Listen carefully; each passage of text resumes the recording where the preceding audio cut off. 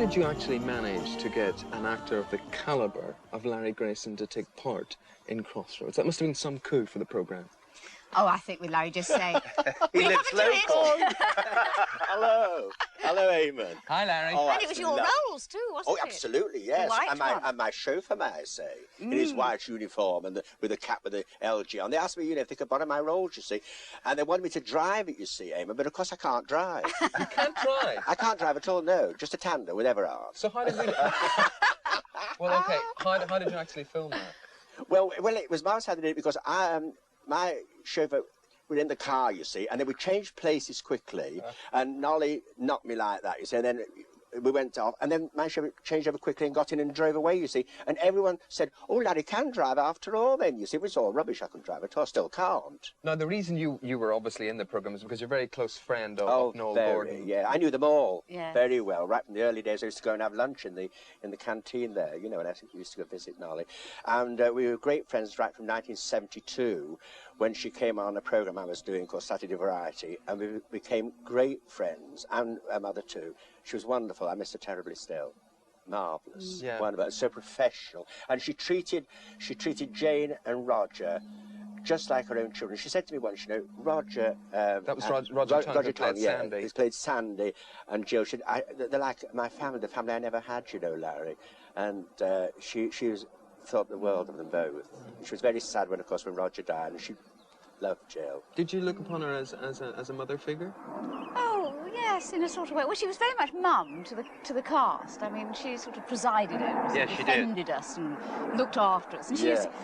The lovely thing is, when new people used to arrive on Monday morning, they'd come through the door and she'd leap to her feet and say, hello, I'm Noel Gordon, do come in, this is where everybody knew she was Nolly, but they were smashing. Yeah. But Larry, this was not your first appearance at the hotel. Oh, no, I checked in there once. She asked me to, they said, would you like to come and do something at Crossroads? I said, yes, I will. And I did, and I paid as myself. I checked in and had this room there.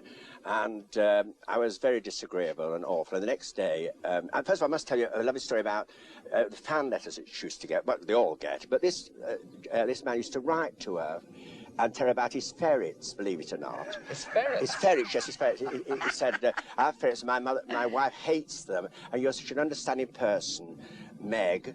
And I'd leave you to come out sometime to Smethwick and see my ferrets. I said, oh, darling, how awful. I can't bear them. I said, well, I can't, you know. So anyway, she always told me about these ferrets, you see. So when I was on the programme, we went out on the part where I came in to check out, and she said, have you had a good night? I said, certainly not. The bed was damp. I came out of my chalet, I fell over a bucket. That would be Amy Turtle. And I said, I've had the most awful, awful night. She went, I'm terribly sorry, Mr. Grace, I really am. I said, and another thing, Mrs. Richardson, all night long, there was scratching in my room. And she looked at me like that. I can see her eyes now. This was not scripted. No, of course not. Of course not. And I said, have you got ferrets here? And her eyes went like, and of course we went out on that, and she went like that. Oh, and the things she said about me. And then, and all the studio were in fits of laughter because they knew about this thing about the ferrets.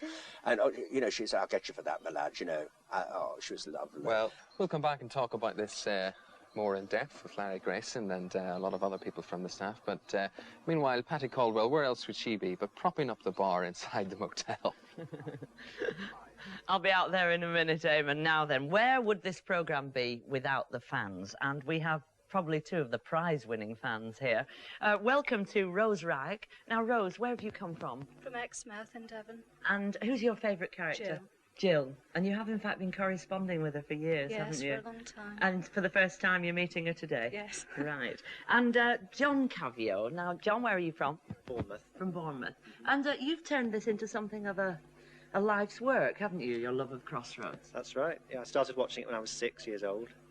And I'm going to continue running Crossroads myself by writing my own scripts.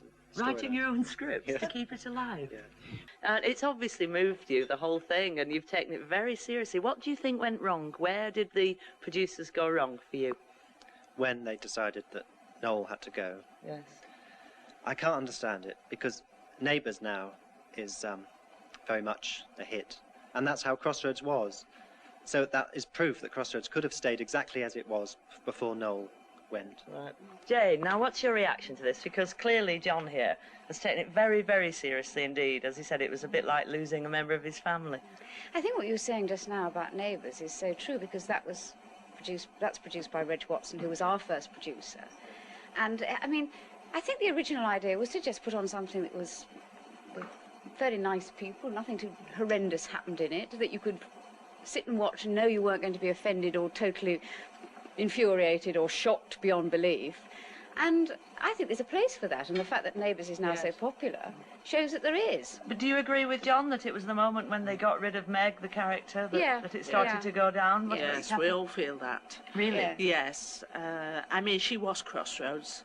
It was her show, and when they decided to finish Nolly, I think it really went downhill from then on. What about you, Rose? Do you agree with that Yes, theory? I do, yes. She was Crossroads, Noel Gordon, wasn't she? What was she? Were you particular friends with Meg? Oh, yes, she was a lovely lady and so professional. Yes. That is one thing. I mean, she was the star of the show, but she never behaved like the star of the show. She was always one of us. Whatever we had to do, she did, just the same. I mean, she never had that star I gather image she had a of herself. particular withering look if she wanted to make her point. Well, she was very professional, and she couldn't stand people not being professional Right. around her. Right. If Jill had had to choose just one of the many men that have been in her life, which one do you think she'd have been happiest Oh, with? that's a good one. Really, the most satisfying relationship I've had is the one I've had with Adam, because it's come and it's gone, and we've had various developments within it, the conflicts and everything. That's been, yes, I think that's been perhaps my most And you get successful. on so well off Yeah, as and well. off we get on very Yes. well. Yes, This has yes. a lot to Which do is with it. important. It makes isn't it? life Very easy important. to get on with somebody. Yes. Yes. Work So it's well. Adam. Yes. Tony, from your point of view, I used to remember you in a series called General Hospital. When did you first come to the hotel? I first came to the motel in 1968 as a 48-year-old estate agent. My, Mr. haven't you Perkins. preserved well? Then I came back in 1978 because I was so popular as a 42-year-old accountant. And have we gone on? I was hoping to come along As a in teenager. 1998 as a 17-year-old layabout. Okay. It should be said, of course, that you were not the only famous person to stay at the motel. Oh, indeed, no. Oh, yes. Yeah. A lot of our viewers will recognise the people we're going to show you now. See if you can recognise these people.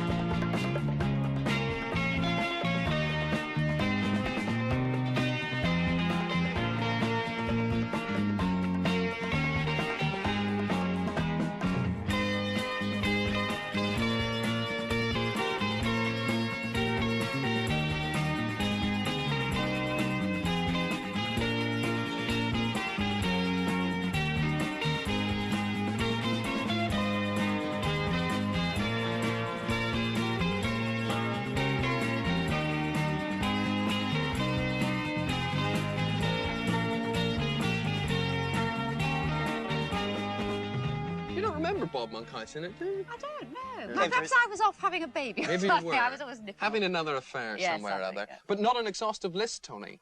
No, I was listening to the duck just now, which was the duck that went by. Do you remember that That was outtake live, with yes. Kate Robbins? All right in the Oh, night. yes. Yes, And, of course, yes. that wee Georgie Wood in. Do you remember him? Oh, Tony? yes, that's right. And Godfrey Wynne. And Godfrey Wynne. Godfrey Wynne. Far be it Yes. from me to break all this up, but we've got to bring some viewers in here. Jane Sargent's phoned in. Hi, Jane. Hi, Hi, Jane. You're phoning from Clandudno. that's right, Eamon. Right. What's your question?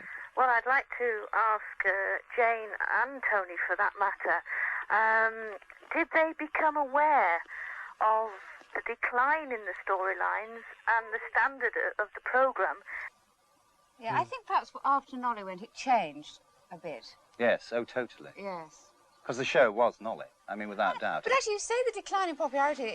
Actually, this is a fallacy. Funny enough, there was a quote in the Sunday Times 2 weeks ago. He was looking at all the soaps, and he was absolutely amazed by Crossroads, and said how good it was, how good the scripts were. Particularly mentioned the scripts and the acting. Isn't it funny? 11th hour, you know. The acting? The acting, Good dear. God, they don't act on Crossroads, do they? No, we try not to. You're very self-effacing.